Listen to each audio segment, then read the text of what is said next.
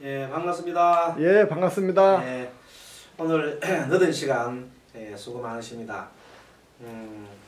오늘 이 시간에는 지난 시간에 그 용신에 관해서 신강 사주에 대해서 이렇게 연습을 많이 했습니다. 이번 시간에는 신약 사주를 중심으로 해서 공부를 해보도록 하겠습니다. 본래 그 신약 사주에 용신을 이렇게 정하는 방법은 원래 인성과 비급을 이렇게 용신을 정합니다. 그리고 인성을 먼저 이렇게 사주의 천간에서 찾아보고 없으면은 또 비급을 찾아보는 겁니다. 그래서 비급도 안 보인다. 그러면 다시 지지를 또 내려가서 인성이나 비급을 찾게 되는 겁니다. 그렇게 해서 그 용신의 상태를 용신을 찾은 다음에 그 용신의 상태가 어떤가를 이렇게 한번 판단해 봅니다. 그래서 용신이 좋고 안 좋고 하는 것은 용신의 역량에 따른 건데, 용신의 역량이라는 것은 다른 말로 말하면 그 사람의 사회의 그 적응력을 말합니다. 적응 어떻게 하는가 하는 그 역량. 그래서 사주가 이렇게 용신이 또렷하고 힘이 있으면은 그만큼 그 사람은 이 세상을 살아가는 그 힘이 강하다고 보면 되겠습니다. 그래서 그 용신의 상태가 좋다는 것은 일간을 중심으로 해서 가까이 있고 일간과 가까이 있고 그 다음에 그 용신이 힘이 있어야 됩니다. 힘이 있단 말은 용신의 뿌리가 용신을 기준으로 했을 때 용신의 인성 생해주는 거 오행 그리고 같은 그 비견급제 비 같은 오행을 말합니다. 그렇게 하면 힘이 있다고 합니다. 그래서 그 힘이 있고 그 다음에 옆에 좌우에 이런 극을 받으면 안 되겠죠. 그런 것을 좋은 용신합니다. 그래서 오늘 이 시간에는 세 개의 사례를 풀어보면서 신약 사주가 세 개의 사례를 보면서 이것이 과연 어느 것이 좋은지 또 이렇게 판단해보는 그런 시간을 가지고 시간이 남으면 또 다른 그런 용신과 관련된 이론들을 좀 점검해보는 시간이 되겠습니다. 자, 그러면은 모두 칠판을 봐주시기 바랍니다. 지금 세 개의 그 문제가 나와 있습니다. 사례 문제 1번, 2번, 3번 중에서 제 1번 문제가 신해, 그 다음에 정유, 경호, 무인 이렇게 시가 이렇게 무인시가 되어 있습니다. 이때 이 사주는 경일주입니다. 경일간에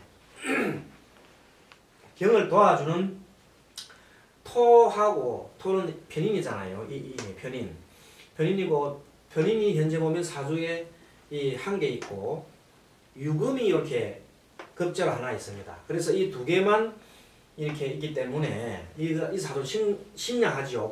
보시면 원령을 덕했지만은 세력이었기 때문에 이것은 신약이다. 그러면 용신을 정할 때 뭐를 정할 것이냐? 용신은 일단 인성을 쓴다고 했잖아요. 그래서 인성을 찾아보니까 사주에 시간에 무토가 있더라. 그래서 토생금 하니까 이것을 용신으로 쓴다. 근데 그러면 이게 여기 신금을 쓰면 안 되겠느냐? 여기 유금도 쓰면 안 되겠냐 말이 나올 수 있습니다. 같은 비급제니까. 그래서 밑에 유금은 옆에 있는 오로부터 극을 받고 있습니다. 그리고 또 위에 있는 정화로부터 극을 받고 있습니다. 그리고 이 유금은 해수한테 설기를 당하고 있습니다. 그래서 이 유금은 상태가 비록 월진을 덕했다 하지만은 굉장히 약합니다. 그 다음에 이 신금을 보면 옆에 있는 정화로부터 극을 받고 있고 해수로부터 설기를 당해서 역시 이 금도 힘이 없습니다. 그래서 이 둘 다 힘이 없는데 어서 원래 원칙이 인성 쓰고 인성이 없으면 비급을 쓰지 않습니까? 그런데 여기 그래도 편인이 일간과 붙어 있고 그래서 여기 보면 인중에 인중에 병이 들었습니다. 여러분 아시지만 지장간에 무병갑이잖아요. 이 30%나 되는 그런 병화가 좀 들어 있습니다. 그렇기 때문에 그것을 가지고 어느 정도는 조금은 뭐 뿌리가 될 수 있으니까 무토를 그냥 그렇게 쓸 수가 있습니다. 자, 그런데 사실은 이 경우에 이 병화로 썼다 하지만 이 간목이 무토를 그걸 아주 많이 하고 있거든요. 그래서 결국 이 편인은 힘이 약합니다. 약할 수밖에 없습니다. 그리고 이 토가 이렇게 금을 생하고 있으니까 이 용신이라고 하지만 용신은 힘이 약하지 않습니까? 그런데 이 사주가 우리 신약사주든 신강사주든 간에 우리 채용을 보잖아요. 채용 3대 복신. 3대 복신이 뭐가 있냐 뭡니까? 이 사주에는 여기는 정화가 금을 일각하고 있으니 이것이 바로 정관이 되죠. 또 정관이 요 밑에 보면 여기 오해도 정관이 들어가 있습니다. 그래서 이 사주는 관성이 이렇게 좀 발달한 사주입니다. 그래서 관복이 있습니다. 채용은 관복이다.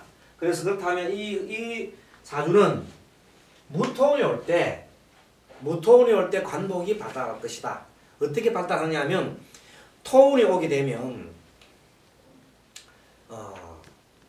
토운은 금의 힘을 받아서 설기시키잖아요.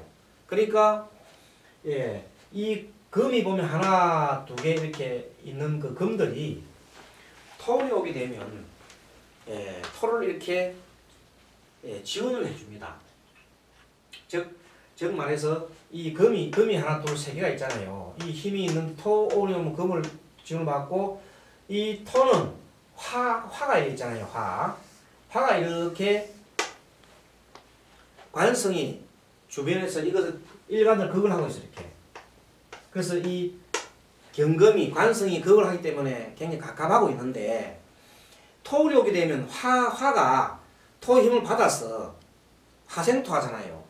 그렇게 되면 이게 화생토 하니까 또 화생토에서 또 화생금을 하니까 결국은 힘이 강해지게 되어 있습니다. 그래서 정관이 있을 때 발달했지만은 이 편인이나 정인운 인성운이 오게 되면 화생토해서 이 화기운을 빼가기 때문에 화가 직접 병을 그걸 하지 않고 그 힘이 오히려 어디로 갔냐면 토로 설기를 해서 토가 힘을 받아서 결국은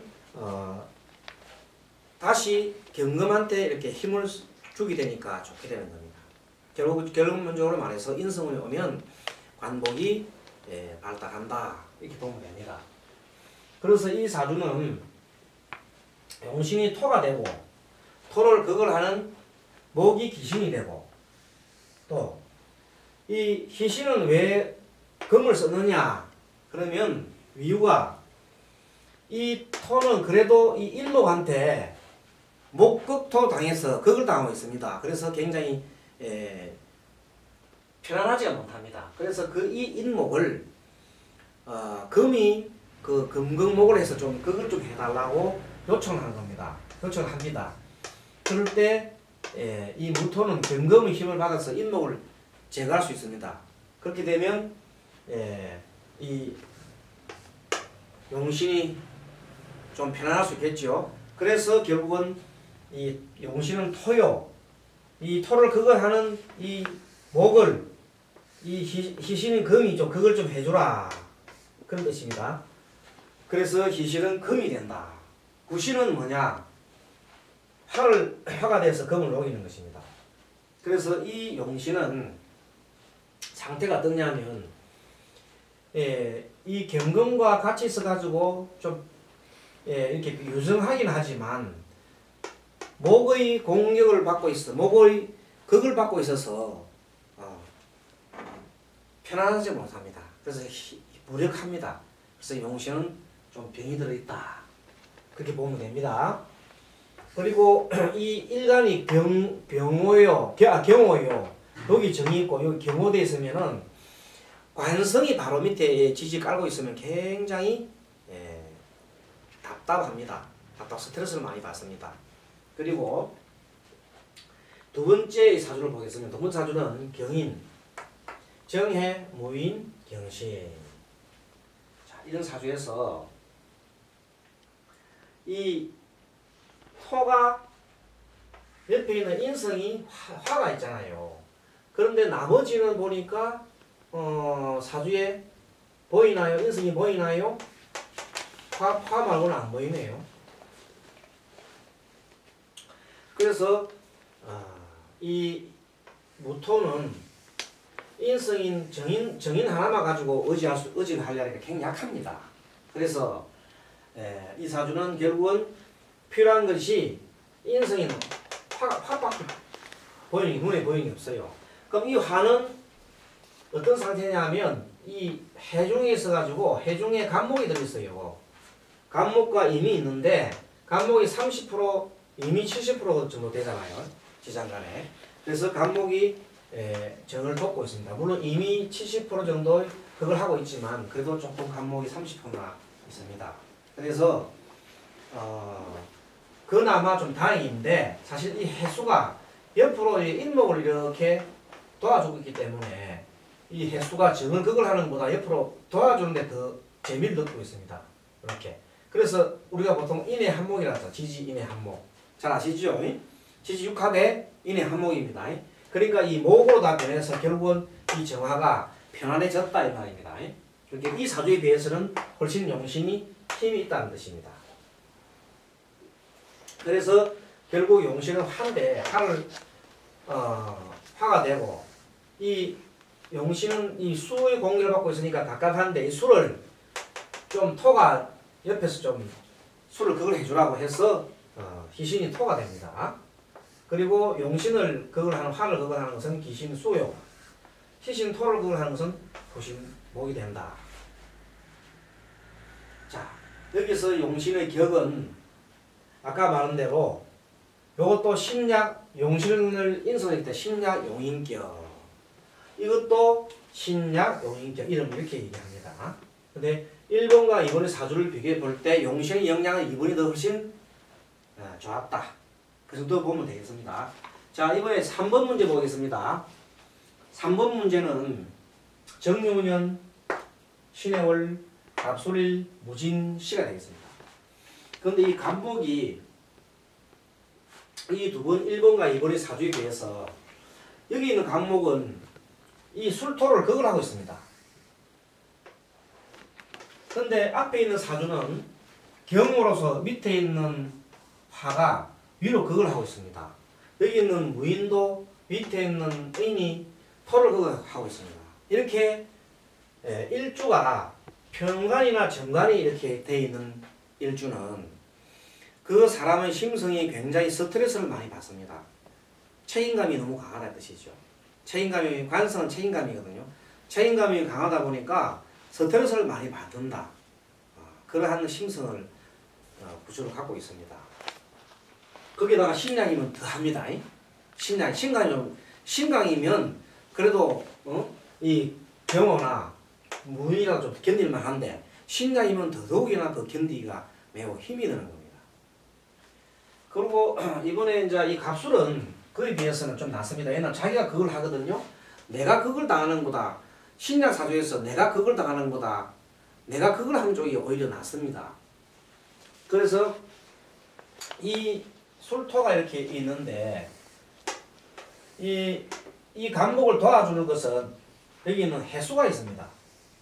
그러고 난 다음에는 수도 없고 목도 없습니다. 그래서 의지할 곳은 이 월지에 있는 해수가 유일한 이 간목의 힘이 되는 겁니다. 그래서 이 사주는 용신을 잡으면 뭐냐? 수에 있습니다. 용신은 수에 있고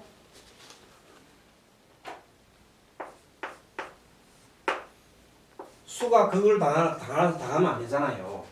수를 그가 당하면 안 되니까 이 수를 그걸 당하지 못하게 간목이 수를 갖다가 같이 그걸 해주니까 결국은 토가 뭐가 됩니까?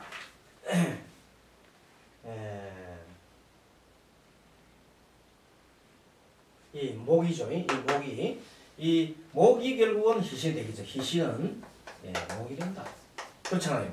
이 수가 용신인데 이 수를 옆에서 이 토한 놈이 그걸 하고 있잖아요.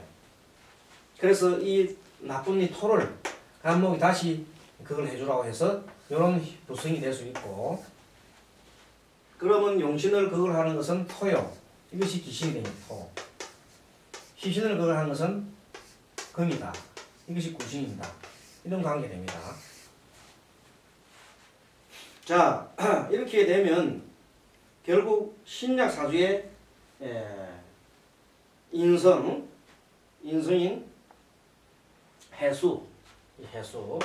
해수가 결국은 용신이 되고, 이 용신은 상태를 볼까요? 이 용신 상태를 보니까 옆에서 이제 도와주나요? 금이 도와주고 있고, 금생수, 하늘에서도 금생수 받고 있어서 이 해수는 굉장히 힘이 발달해 있습니다. 이 용신은 이 1번, 2번, 3번 중에서 용신이 가장 발달해 있습니다.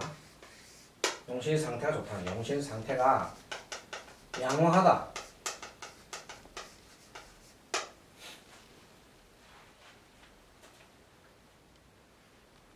그래서 결국은 이 전체 1번, 2번, 3번 중에서 용신의 순서를 한번 얘기해 보십시오. 좋은 순서로 얘기해 보십시오. 그러면 3번이 가장 좋고 양호하고, 그 다음에 1번과 2번 중에서는 2번이 그래도 좋다고 했잖아요.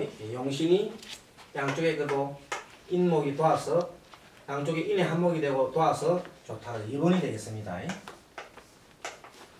1번이 가장 힘이 든다.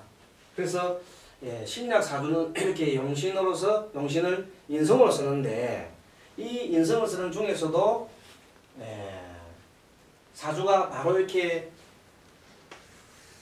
일반과 붙어 있는 것을 유증하다 그랬고, 유증하다. 그리고 이렇게 동신이 그걸 받고 있는 것은 무력하다.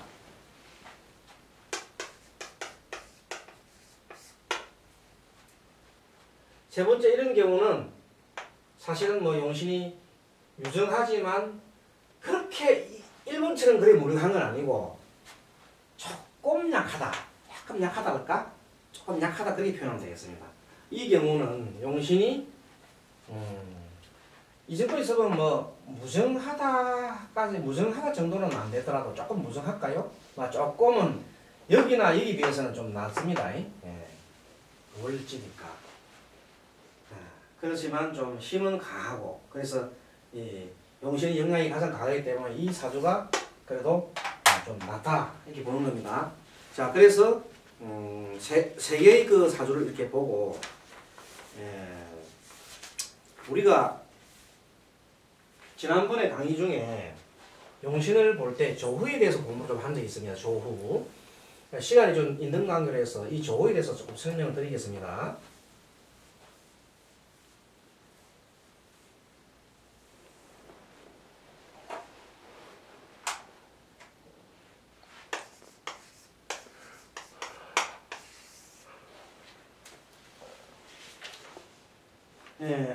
조후는 예를 들어서 이런 사주가 있습니다.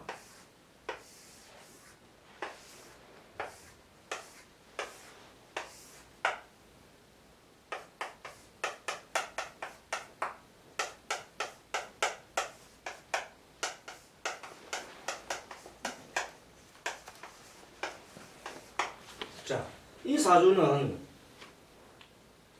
사실 보면 이 간목입니다. 이 간목이 겨울철에 태어났습니다. 그래서 옛날 보면 많이 보면 겨울나무는 겨울목은 겨울에 이게 목이잖아요. 이 목이 겨울에 태어나면 화가 필요하다고 옛날에 이렇게 얘기한 적이 있습니다. 근데 그 많지만 그러나 이 사주처럼 화가 옆에 군데군데 나타나 있습니다. 이렇게 관목이 5가 하나, 둘, 세 개, 네 개나 이렇게 나와 있습니다. 이렇게 나와 있으면은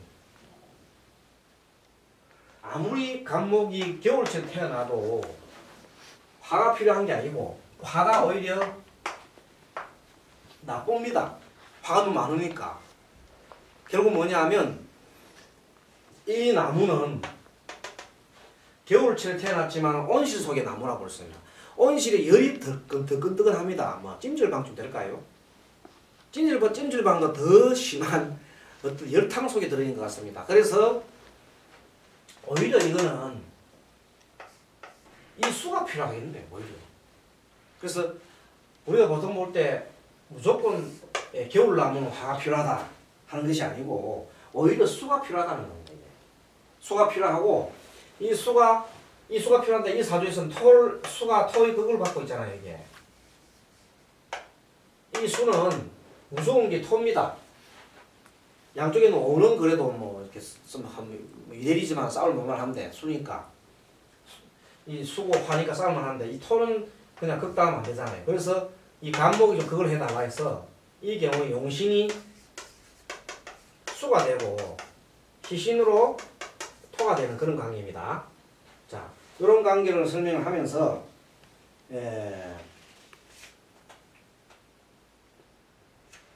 이 용신은 화가 이 용신 수는 굉장히 무력합니다. 양쪽에 화가 있지요. 토를 극받은 이 용신은 아주 무력합니다. 알 수 있습니다. 자, 그래서 우리가 그 정도 조후용신의 경우에 그런 예를 들 수 있고 이번에는 이걸 볼까요? 이번에 이걸 이쪽을 지우겠습니다.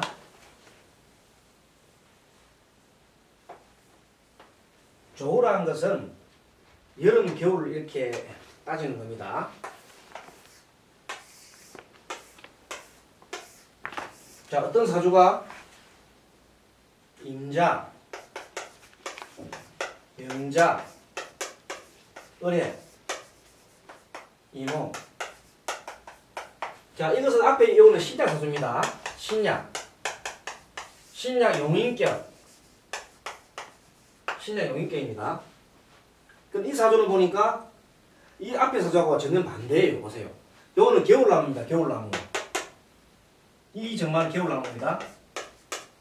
겨울나무가 여기에 수가 자월에 태어나서면서 자가 하나, 둘, 셋, 네 개까지 있습니다. 수가 하나, 둘, 셋, 넷, 5개나 있습니다. 이렇게 앞에 사주하고 이제 거꾸로 되어 있어요. 이렇게 될 때 비로소 겨울나무는 화가 필요하다 이런 말이 성립하는 겁니다. 화가 필요하다. 신약 사주지만 이거는 신약이 아니고 이거는 신강. 이 신강 사주입니다. 수가 엄청 많은 사주로서 을목한테는 신강 사주입니다. 그래서 이때 필요한 것이 뭐냐? 화가 필요하다 이죠. 화가 용신이다. 화가 용신이다.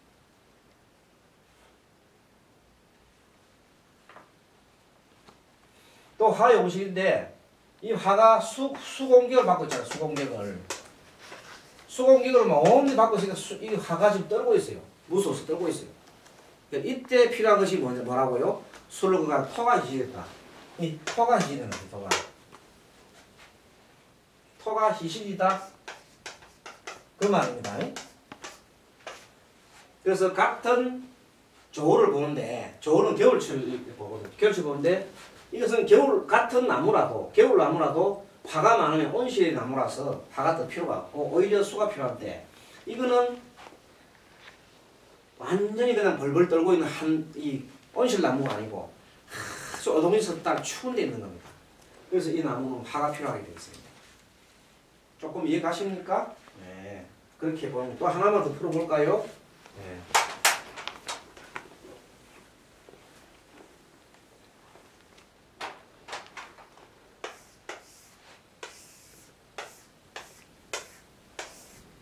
자, 이번에 또 임자입니다. 병자, 갑자, 신미. 뭐 앞에 이 문제하고 좀 비슷한 문제입니다. 이 문제도 보니 간목이 겨울나무입니다. 겨울이라 하는 것은 이제 이 주로 이 월지로가 따지는 거죠. 월지로. 겨울나무에 수가 하나, 둘, 셋, 넷. 옆에 있는 신흥까지 싸늘한 기운입니다.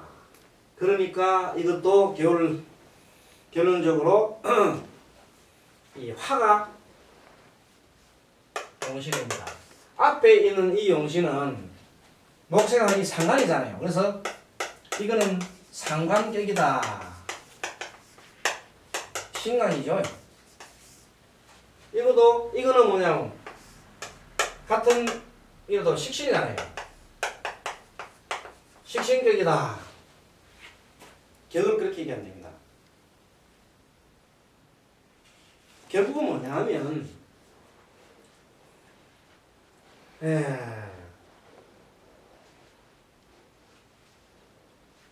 겨울나무라고 화가 필요하다 하지만 여기 겨울나무 화가 필요하다 하지만 결국은 그렇게 겨울나무라서 화가 필요하다고 막 이렇게 노래를 안 불러도 결국은 억부로서 이 수가 많을 때 사실은 이 간목이 다 도와주는 간목 힘을 빼는 거는 하루수 빼면 좋거든요. 근데 사실은 이 지난번 강의 시간에 이 인성이 이렇게 많으면은 재성으로 그걸 해주면 좋다 했잖아요. 근데 사실 재성이 천간에 안 보인다는 겁니다. 그래서 이런 사주 구조가 천간에 안 보이기 때문에 결론적으로 이 병을 잡았고 이 병을 도와주는 이 토가 그걸 이렇게 해줘야 재성이 그걸 해줘야 된다. 그래서 재성이 용신이 아니고 희신 역할을 했다.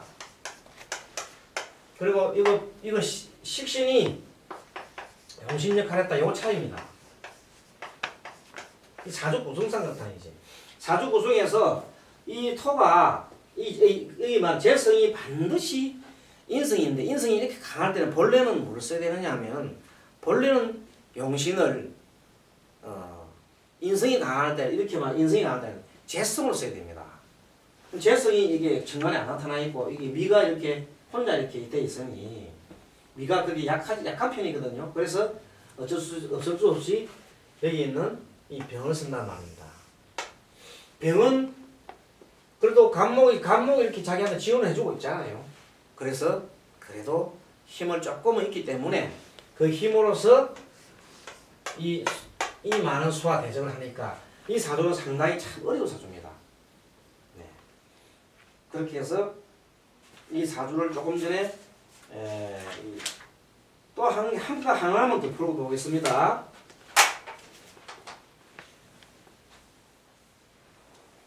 조우와 관련된 문제입니다. 한 문제만 더 풀어보겠습니다. 자, 이제는 진도가 잘 나가지요.